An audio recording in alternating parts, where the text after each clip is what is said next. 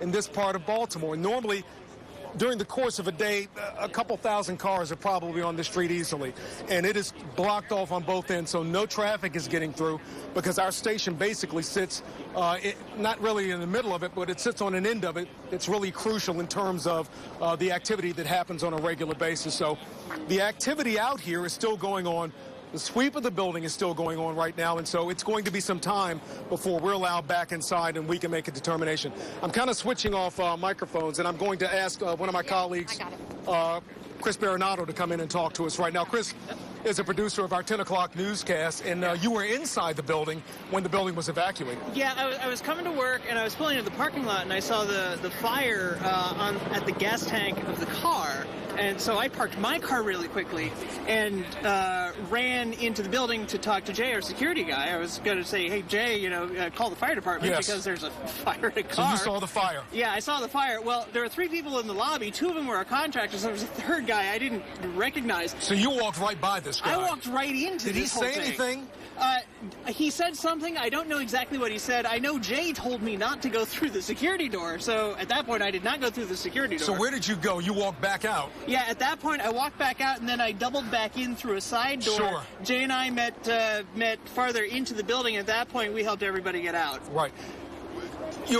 As a journalist, we all kind of have a radar. Your radar evidently went off when you saw this gentleman. Well, when I saw the gentleman, I wasn't entirely sure what I was seeing when I saw the guy. I was initially concerned about a car fire in a car that might explode in our parking lot. So I walk in on this situation. They're telling me not to go any further. I get a really quick look at the guy, tell Jay about the fire, and then get out. Right. And just so the viewers who are watching us right now understand, when we had the news conference earlier with the Baltimore City Police Commissioner Kevin Davis and T.J. Smith, his public information officer, T.J.'s basically saying, is it a coincidence that there's a car fire and a gentleman inside the building? Probably not. Can they make a direct link at this time?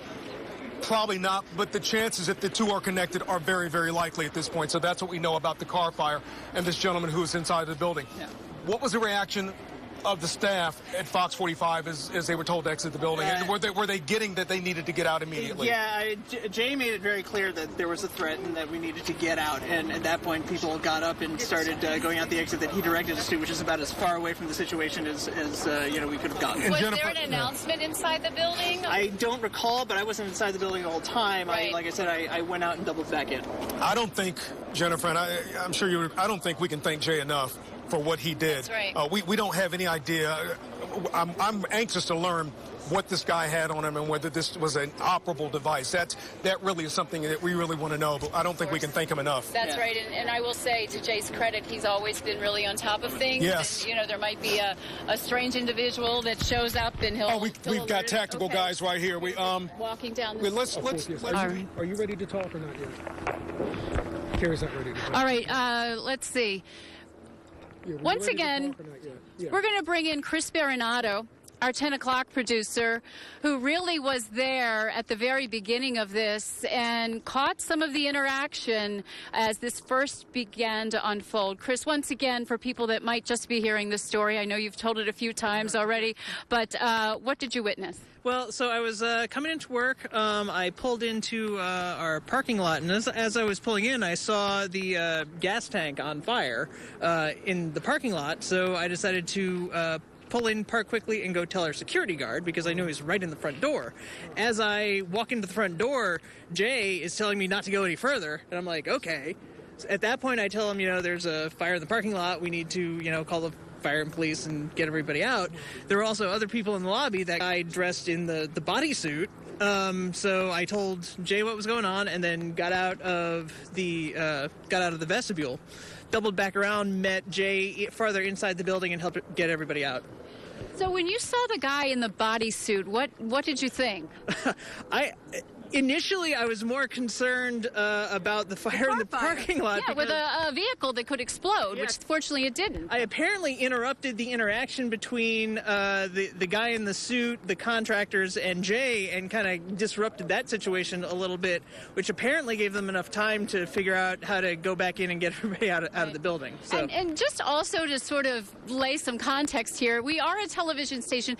To see someone in a costume in and of itself might not be very unusual. You know, we have people coming in here for all sorts of things, for the morning show, for things that, you know, might be a feature story. So at first glance, you might be like, oh, what's this guy doing here? And then obviously you realize when you were getting the wave off from the security guard that this was a serious situation. Yes. So, Chris, how are you thinking about our 10 o'clock newscast at this point? Because normally at this point in the day, you would be organizing the show and getting it ready to roll. And here we are out here wrapped up in coats and blankets. Well, I'm thinking we have plenty of stuff to talk about tonight. We do indeed. Obviously, the nuts and bolts of the situation, and we, want to, obviously talk about the tremendous response from Baltimore City Police and Fire Department, and how everybody in the station responded, which was phenomenal. We got out as quickly as we possibly could, and fortunately, everybody is safe. Yeah, Chris, absolutely. Fortunately, thank you so much. Thank you for your help in making sure that this was called to the attention of the people that needed to know about it as it was happening. Kai Jackson is back with me right now. Kai, do you have an update?